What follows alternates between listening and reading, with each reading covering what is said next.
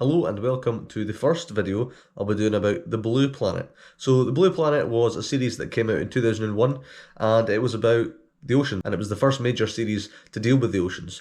So there was early talk about David Attenborough actually presenting this programme in the same way that he'd done the Life series that was still ongoing at the time. However, they quickly decided that since a lot of it was going to be filmed underwater, in fact, almost all of it was going to be underwater, there wasn't much point in having a presenter in a diving suit just talking through a snorkel essentially. It wasn't going to work out. So this became the first major series not to have a presenter, which is basically how most series would be at a certain point. After Planet Earth, they were all like that. And you didn't really see too many presenters popping up. While it didn't create a trend in that, it did kind of pioneer that kind of program. So that's getting interesting. This series obviously came out in 2001. It's pre-Planet Earth, so it's a bit more education oriented rather than spectacle driven. Planet Earth and the programs that followed it were very much all about showing you really flashy stuff. This series is kind of a bit more like David Attenborough's Life series in that it's a bit more about telling you rather than showing you. So this episode opens up with blue whales. I mean, blue whales, they're always impressive. They're no less impressive here. I think some of the same footage was used in Life of Mammals, which came out around the same time. It does a good job of showing you how vast the ocean is, because even something like a blue whale is completely dwarfed by the immensity of the oceans. So that's a good way of starting it, I think. And then we kind of spend the rest of the episode talking about the natural forces that dictate how the ocean functions. We talk about waves. I can't say I'd ever thought about how waves are made, but it was interesting talking about how little ripples in the ocean eventually will become these massive waves when they hit the coast. I think it was really cool. Again, I was interested in that. It's not something I really knew about beforehand, so it's cool seeing it here. So that was really cool. And then we talk about ocean currents. We kind of touch on the same stuff that we did in Planet Earth, where we talk about how all these upwellings create these really nice zones for a lot of fish. There's a lot of plankton there, and there's a lot of fish species there, and they attract predators like tuna and sharks. We do get a good view of the sharks. We do talk about hammerhead sharks, how all of them come in to get cleaned by other fish. The shot of all the hammerhead sharks is quite iconic by this point, so yeah, that's quite good as well. Then we see the sardine run. So we spend quite a bit of time with the sardine run. It is really good. I mean, this is essentially a bait ball sequence, but it does go into a lot more detail than that. We get a good view of all the predators that are involved and how they all kind of interact with each other. We see how the sharks and the gannets are kind of first on the scene, but they can't really get a good grip on the sardines. Then the dolphins come and they herd them into these big bait balls, and the sharks and gannets are able to get them. The gannets obviously diving in, and then the Brutus whale comes up at the end and gets what's left. It's a sequence we've seen many times before. We have seen it done better in Nature's Great Events, but that's purely because there was a whole episode dedicated to it, so you had the build up as well as the ending sequence. It's one of the best looks at the sardine run I think we've had outside of that series. So yeah, really good stuff. And again, as far as bait ball sequences go, this is probably also one of the better ones. So yeah, I really enjoyed that. Then we kind of see black-browed albatrosses in the southern hemisphere. We just kind of see them interacting with each other. It's nice. It's nothing we haven't seen before and since, but it's quite good as well. Then we see deep sea creatures. So we see just a few of them. This again is similar to Planet Earth. We just see a lot of weird things. We don't get a lot of narration. This is basically just a showcase of all the weird things that live in the deep ocean.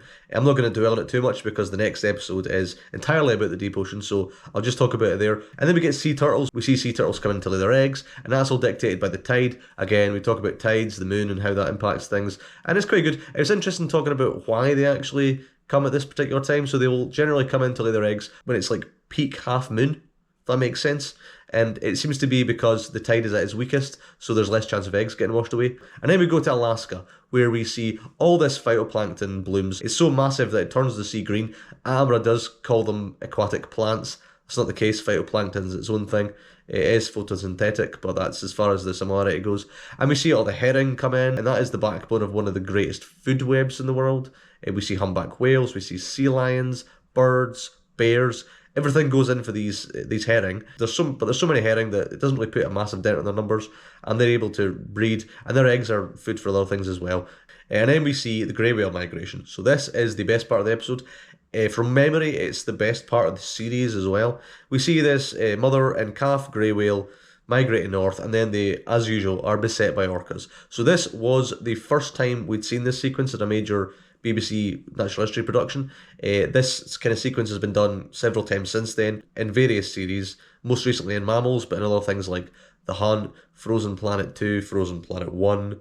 A lot of series have done it, but this was the first time, and I think there's something about it that just that I think stays with you more than a lot of other sequences. So we basically see the orcas harassing this mother and calf and try to wash it off. I think because we hadn't seen it before, we didn't really know what they were doing. We didn't really know the strategies. Obviously, we know now that they try and separate the mother from the calf and then try and drown them. They might bite them occasionally as well. But we hadn't seen that before. So this is a really, really epic sequence. It does a good job of showing you how the mother and calf are struggling to outrun these orcas, but also the orcas are obviously spending hours to try and harass them to bring down the calf. So you do feel like a lot of effort has gone into it, and obviously it's quite horrific. You know, we see the orcas separating the calf. The calf really looks like it's struggling as well. It's one of the hardest orca hunt sequences to watch, I think, just because you really feel how much that calf is struggling.